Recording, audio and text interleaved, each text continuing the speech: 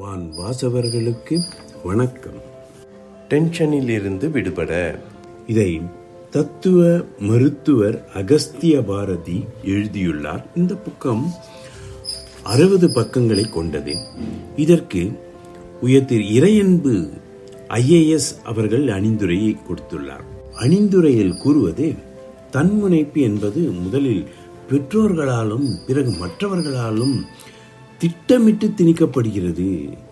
வெறும் பலகையைப் போல பிறக்கும் ஒவ்வொரு குழந்தையும் அழுதும் சிரித்தும் பலவற்றை சாதித்து கொள்ளலாம் என்கிற எண்ணம் நாமே காரணமாக இருக்கிறோம். அது இறுகி போவதுடன் திடமாகி போகவும் செய்கிறது என்று கூறுகிறார். என்பதை ஞானிகள் கூட கழற்றி விடுவது கடினம். ஏனென்றால் அது முழுவதும் அகன்ற நிலையை ஒருவனை புழுங்கலாக ஆக்கி வரும். எனவே தன்முனைப்பை சரியான திக்கில் செலுத்தும் போது அது சமூகத்திற்கு பலனுள்ள செயலாக மலர்ந்து விடுவது வாய்ப்புகள் அதிகம். முனைப்பின் வேறுபாடுகளை கூறும் போதே காந்தியடிகளுடைய தன்முனைப்பும் ஹிட்லருடைய தன்முனைப்பும் வேறுபடுகிறது என்கிறார். ஒன்று அன்பினாலும் மற்றொன்று அகங்காரத்தினால் உருவாகிறது. ஒன்று வைராக்கியத்தால் ஆனது, மற்றொன்று பிடிவாதத்தால் உண்டானது. ஒன்று தீர்மானத்தால் உண்டானது, மற்றது திவிரினால் ஏற்பட்டது என்று கூறுகிறார். பொய்யான அகங்காரம், அதாவது ஃபால்ஸ் ஈகோ, தவறான மிடுக்காகவும் கவர்ச்சி நிறைந்ததாகவும் கூட இருக்கும். நம்மிடம் இருக்கும் அகங்காரம் அதிகம் என்பதால் அதை நம்மை எளிதில் ஈர்த்து வசியம் செய்து வருகிறது. எது நம்மை உயர்த்தி பிடிப்பதாக நாம் மயக்கத்தில் இருக்கிறோமோ அதுவே நம்மை வருத்தத்தில் ஆழ்த்துவதாகவும் இருக்கிறது. நம்முடைய உடல் ரீதியாகவும் மன ரீதியாகவும் நாம் சந்திக்க வேண்டிய இடர்பாடுகள் ஏராளம். ஒரு சமயம் நாமே அதை அடையாளம் காண முடியாத அளவுக்கு நம்மோடு அது ஐக்கியமாகி விடுகிறது. அதனால்தான் ஆணவத்துடன் இருப்பவர்கள் பலருக்கு அவர்கள் ஆணவத்துடன் இருப்பதே தெரியாமல் போகிறது. சிலரோ தங்கள் ஆணவத்தை கூழை கும்பிடு போட்டு மறைக்க பிரயத்தனம் செய்கிறார்கள். கூடவே இருப்பவற்றை நேசிக்கின்ற மனோபாவம் நம்மிடம் உள்ளது. தன்முனைப்பை கைவிட முதலில் நாம் என்ன செய்ய வேண்டும்? நம்மை நாம் ஆராய்ந்து பார்க்க வேண்டும். நாம் எல்லோருமே எனக்கு தவறான தன்முனைப்பு சிறிது கூட இல்லை, என்னை விட எவர் அதிக பணிவுடன் இருக்க முடியும் என்றுதான் முதலில் மறுப்போம். வியாதியே வெளியில் சொல்ல வெட்கப்பட்டால் மருந்து சாப்பிடுவது எப்படி? நமக்குள் இருக்கும் நரகாசுரர்களையும் துரோணர்களையும் முதலில் நாம் அடையாளம் காண்பது அவசியம். அதற்கு நாம் பக்குவப்பட வேண்டும். இது வித்தியாசமான வைத்தியம். இங்கு வியாதியை காண்பதும் சிகிச்சையும் கூட ஒன்றுமல்ல என்பதை உணர்வதுதான் ஞானம். நாம் எதுவும் இல்லை என்று உணர்த்துவதுதான் தியானம். நம் மனம் தகவல் நோக்கிய மனம். பணம், பதவி, பட்டம், படிப்பு போன்ற அனைத்துமே தகவல்கள். இவை ஒருபோதும் நம்மை அடையாளப்படுத்த முடியாது. தகவல்களிலே தலை வைத்து தூங்கும் ஒருவனுக்கு அவற்றை தாண்டி போக முடியாது. நாம் நம்முடைய மனத்துக்கு பெரும்பாலும் வாயிற்காவர்களாக இருக்கதான் ஆசைப்படுகிறோமே தவிர அரசர்களாக ஆக ஆசைப்படுவதில் அரசர்களாக ஆக அவற்றின் மையப்பகுதி நாம் உள்ளே சென்று பார்க்க வேண்டும், ஆராய வேண்டும். நான் என்பது நம்மை பற்றிய தகவல்களை அல்ல என்பது புரியும் போது நம்மை பற்றிய நம்முடைய பிம்பங்களும் நாம் உருவாக்கி வைத்திருக்கின்ற பொய்யான அபிப்பிராயங்களும் சரிந்து விழுவதை பார்க்கலாம். அப்போது கலங்கிய குட்டை தெளிந்து போன பின் நமது உருவத்தை, நிஜமான உருவத்தை காணலாம். அதற்கு நம்மதை ஆயுதப்படுத்தி அசாத்திய துணிச்சலும் நிறைய நேர்மையும் வேண்டும். அகஸ்திய பாரதி எழுதிய நூல் பொய் அகங்காரம் பற்றி விரிவாக பேசுகிறது. அகங்காரம் என்பதே பொய்தான் என்று அறியும் போது பொய்யான அகங்காரத்தை பற்றி முற்றிலுமாக உணர முடியும். ஆசிரியர் எழுதிய முன்னுரைக்கு சொல்வோம். உலகில் உள்ள அனைவரும் பல்வேறு குணங்களில் வாழ்ந்து கொண்டு தனித்துவம் உள்ளவர்களாக இருக்கின்றனர். அந்த தனித்துவம் முழுமையாக நேர்மறையாக மிளர வேண்டும் என்றால் அதற்கு சிறந்த புதுமையான, அதே நேரத்தில் மற்றவர்கள் ஆச்சரிய அடையத்தக்க படைப்பு திறன் உள்ளவர்களாக இருக்க வேண்டும். மிக அரிய படைப்பு திறனும் கண்டுபிடிப்பு திறனும் மிக நுண்ணிய ஆராய்ச்சி மிக்க அறிவியல் திறனும் இருந்தால் கூட அவர்கள் முழுமையான அமைதி உள்ளவர்களாக இருப்பார்களா என்றால் அங்கே கேள்விதான் எழும். ஏனென்றால் உலகின் வல்லரசுகளில் ஒன்றான அமெரிக்கா போன்ற நாடுகளிலும் உழைப்பின் முழுமையை செய்து காட்டிய பொருளாதாரத்தில் முன்னேறிய ஜப்பான் போன்ற நாடுகளிலும் கூட அமைதி குறைந்து தற்கொலைகள் மிகவும் அதிகரிக்கும் கட்டம் தெரிகிறது. மன அழுத்தம், மன இறுக்கம் அதிக அளவு உள்ள நாடுகளாகவும் இருக்கின்றன.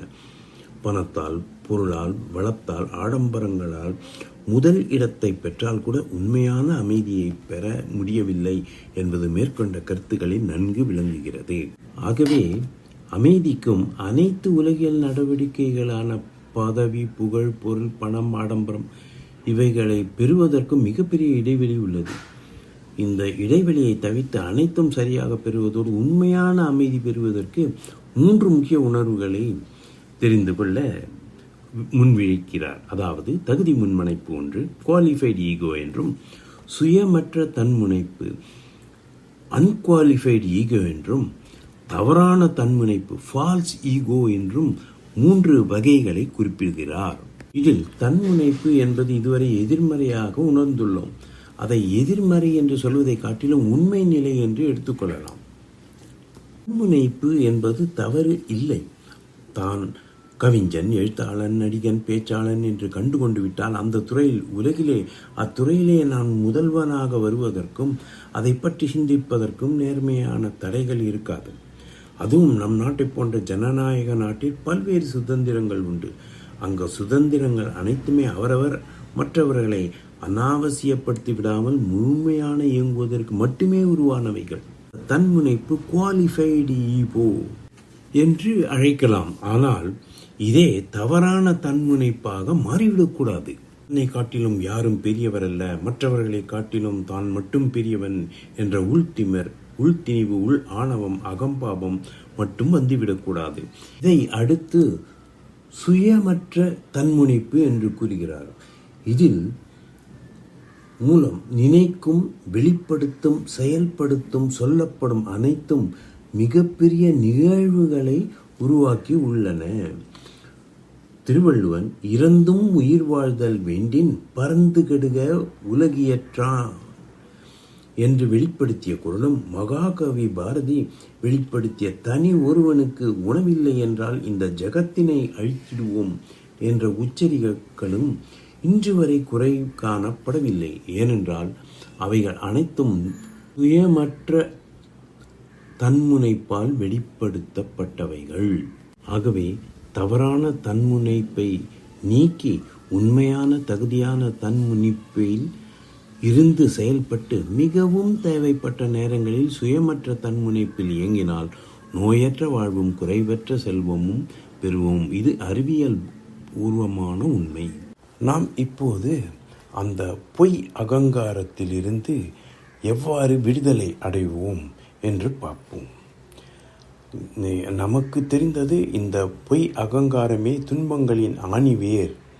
மனிதன் அனைத்து பிரச்சனைகளிலிருந்தும் விடுதலை பெற்று எண்ணமற்ற நிலையை அடையலாம் என்று கூறுகிறார் ஆசிரியர். ஆணவம் எவ்வாறு வருகிறது மனிதனுக்கு, அதனால் அவன் படும் விளைவுகள் என்ன என்று குறிப்பிடுகிறார். ஆணவம் என்பது நமக்குள்ளே வெற்றிகளும் தன்னம்பிக்கையும் மிகப்பெரிய ஆளுமை திறமையும் வர வர நமக்குள்ளே நம்மை அறியாமலே நான் என்ற அகம்பாகம் வர ஆரம்பிக்கிறது. பொதுவாக வெற்றிகளை ஒருவன் குவித்து கொண்டே இருக்கும்போது அவன் தொடக்கத்தில் பெற்ற வெற்றிகள் அனைத்துக்கும் தான் மட்டுமே பெற்றுவிட்டதாக நினைப்பதில்லை. வெற்றிகளின் மயக்கத்தில் குறிப்பிட்ட காலத்திற்கு பிறகு அந்த மொத்த விளைவுக்கும் தான் மட்டுமே காரணம் என்று அவன் உணர்கிறான். தான் என்பது வந்தவுடன் அவன் தனக்குள்ளே ஒரு பொய்யான வளையத்தை ஏற்படுத்தி கொள்கிறான். சில தத்துவங்களையும் நடைமுறைகளையும் விதிகளையும் அவனே அவனுக்கு ஏற்படுத்தி கொள்கிறான். தான் இப்படித்தான் இருப்பேன், தான் இப்படித்தான் மற்றவர்களை பார்ப்பேன், தனக்கு இப்படிப்பட்ட கொள்கைகள் இருப்பதாக புதிய புதிய செயற்கையான வட்டங்களை ஏற்படுத்தி கொண்டிறான். இவ்வாறு அவன் இயற்கையில் இருந்து விடுபடுகிறான். அவன் மனதிலும் உடலிலும் சில அதிர்வலைகளை உருவாக்குகிறது. அதுவே டென்ஷன், படபடப்பு ஆக்குகிறது. இதை பாதுகாப்பதற்காக மனிதன் பொய்யான ஒரு கற்பனை கோட்டை வளர்த்து கொள்ளுகிறான். அதனால் மேலும் டென்ஷன் ஆகிறான். அதனால் இயல்பான நடவடிக்கைகளில் இருந்து மாறுபடுகிறான். இனி இந்த டென்ஷன், படபடப்பு இவற்றை எவ்வாறு களைவது என்று சில உத்திகளை ஆசிரியர் கூறுகிறார். அதை பார்ப்போம். இவ்வாறு நமக்கு நாமே சுய அலசல், தன்னை அறிதல் அல்லது சுய முயற்சி என்ற சிந்தனையின் மூலம் அவன் தனது அகம்பாவத்தை ஒழிக்க முடியும் என்று கூறுகிறார். நமக்கு புகழும் பதவியும் வரும்போதெல்லாம் அகங்காரம் அதோடு வந்து கொண்டே இருக்கிறது. தனக்கு கிடைத்த வெற்றிகள் அனைத்துமே தன்னால் மட்டுமே பெற்றதல்ல என்று பழைய நிலையை ஒரு வினாடி நினைத்து உணர்ந்தால் அங்கே அகம்பாவம் போய்விடுவதை உணர முடியும் என்கிறார். தனது வெற்றி, புகழ், பதவி இவற்றின் பின்னால் அநேக மக்களுடைய வியர்வையாலும் இரத்தத்தாலும் உழைப்பாலும் வந்தது என்று சிந்தனை செய்ய வேண்டும். அப்படி சிந்தித்து தொடங்கினால் அகம்பாவம் படிப்படியாக குறைந்துவிடும் என்கிறார். மேலும் ஆசிரியர் கூறுகிறார், நம்முடைய வெற்றிகளும் உணர்வுகளும் வாய்ப்புகளும் அடிப்படையில் நமக்கு நாமே உருவாக்கி கொண்டாக இருந்தாலும் கூட அதனுடைய செயல்களும் இன்னொருவரின் துணையின்றி வந்திருக்கவே முடியாது என்கிறார். அகம்பாவம் வரும்போதெல்லாம் ஒருவன் சிந்திக்க வேண்டியது என்னவென்றால், என்னுடைய வெற்றிகள், பதவி, புகழ் எல்லாமே எத்தனையோ ஆயிரக்கணக்கான கோடிக்கணக்கான மனிதர்களுடைய உழைப்பாலும் முயற்சியாலும் கிடைத்திருக்கிறது. இதை ஒழுங்காக தக்க வைத்துக் கொள்ள வேண்டும் என்பதாகும். இந்த டென்ஷன் நமது படபடப்பை உருவாக்குகிறது என்று விவரித்தார். இப்பொழுது மற்ற உணர்ச்சிகள், அதாவது நவரசமும் எவ்வாறு இந்த அகம்பாவத்தால் மாறுபடுகிறது என்று விரிவாக கூறுகிறார். பார்ப்போம். நவரசங்களில் சிரிப்பு மட்டும் எண்ணமற்ற, இடம் காலம் இல்லாத ஒரு தன்மையை உண்டாக்குகிறது. இந்த நேரத்தில் உடம்பில் சுரப்பிகள் உள்ளத்தையும் சீராக பாய்ந்து எல்லா சுரப்பிகளும் வேலை செய்து ஆரோக்கியமாக வைக்கிறது. அதே நேரம் கோபம் மற்றும் பயம் இரண்டுமே எண்ணங்களை மிக மிக அதிகமாக உருவாக்குகிறது. அது மட்டுமல்லாக நேரம், காலம் இவற்றினுடன் சேருகிறது. இவது நமது உடலை பெரிதும் பாதிக்கும் உணர்ச்சிகளை உண்டாக்குகிறது. ஒன்றை ஒன்று பின்னி பிணைகிறது. அதாவது பயம் வந்தால் கோபமும் வரும் வாய்ப்புகள் அதிகம் என்கிறார். மற்றபடி வீரம், அழுகை, நாணம், அருவருப்பு இவைகள் குறைவான எண்ணங்களை உருவாக்குகிறது என்று கூறுகிறார். வெட்கமும் சாந்தமும் மிக மிக குறைவான எண்ண அலைகளை உருவாக்குகிறது என்கிறார். ஒரு மனிதன் தனது ஆணவத்தை தக்க வைத்துக் கொள்ள அவ்வப்போது ஏற்படும் சூழ்நிலைகளால் அவனை அறியாமல் அவனுக்கு கோபம், பயம் இவைகள் உண்டாகி அவன் பொறி புலன்கள் பாதிக்கின்றது. நரம்புகள் விரிவடைந்து தளர்ச்சி அடைகிறது. இதனால் உள்ளம், உடம்பு, உயிர் சக்தி கெடுகிறது. ஒரு குழந்தை இயல்பாக எல்லா நவரச உணர்ச்சிகளையும் அவ்வப்போது காண்பிப்பது போல் ஆணவம் உடையவன் காண்பிப்பது இல்லை. ஆகையால் அவன் இயற்கையிலிருந்து மாறுபடுகிறான். இதை உணர்ந்து ஆழ்நிலையில் அவ்வப்போது சிந்தித்தால் இந்த செருக்குகள் குறையும்.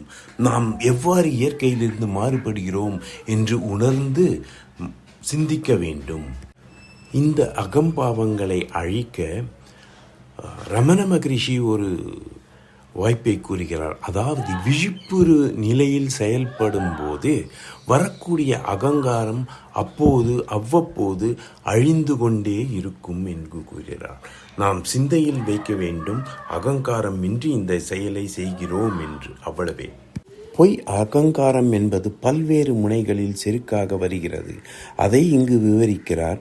அறிவு, ஆளுமை செருக்காக, ஆற்றலையும் திறமையும் வைத்துக்கொண்டு பொய் அகங்காரம் வருகிறது. பதவி செருக்கு, பணம் அல்லது பொருள் செருக்கு, நல்ல வலிமையுள்ள உடம்பினால் உடல் செருக்கு, புகழ் செருக்கு, பிறவி செருப்பு, தான் பாரம்பரிய உயர்குண குலத்தில் பிறந்ததாகவும் குடும்ப பின்னணியில் செருக்கும் கொண்டவர்கள், இப்படி பல வகையாக செருக்குகள் இருக்கிறது என்று கூறுகிறார். இத்தனை வகையான செருக்குகளையும் உணர்ந்து உள்ளே அலசல் பண்ணினால் பொய் அகங்காரம் நம்மை விட்டு ஓடிக்கொண்டே இருப்பதையும் உணர முடியும். ஒவ்வொரு செயலிலும் உணர்விலும் பொய் அகங்காரத்தை உடைத்து கொண்டே இருக்க வேண்டும். பொய் அகங்காரம் போய்கொண்டே இருக்கும்போது அழிந்து கொண்டிருக்கும் உடம்பும் மனதும் சரியாக தன் சமநிலைக்கு வந்துவிடும்.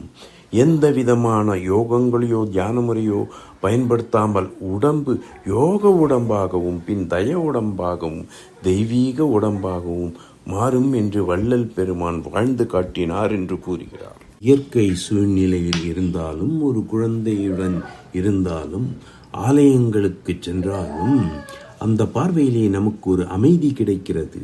ஏனென்றால் அங்கே எண்ணமற்ற நிலை உள்ளது. எண்ணமற்ற நிலை கொண்ட மனிதரோடு இயற்கையோடு பொருளோடு நாம் இருக்கும்போதே நாமும் எண்ணமற்ற நிலைக்கு இயற்கையாகவே மாறிவிடுவோம். இது அறிவியல் உண்மை. இவர் மரண பயம், சுய விழிப்புணர்வு, ஞானம் இதை மேம்படுத்துவதனால் மனிதனுக்கு அகம்பாவம் பெருமளவு குறைகிறது என்று பலமுறை வலியுறுத்தி கூறுகிறார். ஜனனமே மரணத்தின் வித்து என்ற மந்திரத்தை அவர் கூறுகிறார். அதை கூறும்போது மரணத்தை பற்றிய ஒருவித பயம் வருகிறது.